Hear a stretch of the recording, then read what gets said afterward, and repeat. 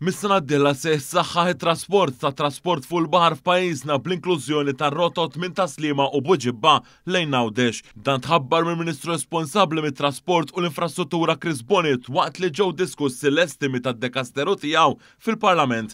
Intqal ukoll is-sena d-dieħla se jibda x-xogħol fuq il-mol ta' Witiline biex eventwalment jibda is-servizz għal tal-linja bil-baħar minn hemm ukoll lej il-Belt Valletta. Bonnet tenna li għal kull persuna tagħmel użu minn dawn is-servizzi se tkun qed titnaqqas karozza mit-triq. Fil-Parlament il-Ministru qal ukoll li l-proġett ta' trasport tal-massa jinsab fi stadju kruċjali.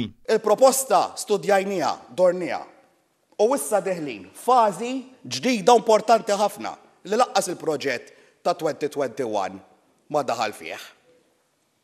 Li jsiru l-istudji profondi ta' fattibilità, l-impatt ġeoloġiku, l-impatt ambjentali, id-demand models tal-finanzjament u affarijiet oħra. Dan huwa xogħol li jieħu żmien, però dan nagħmluh tajjeb.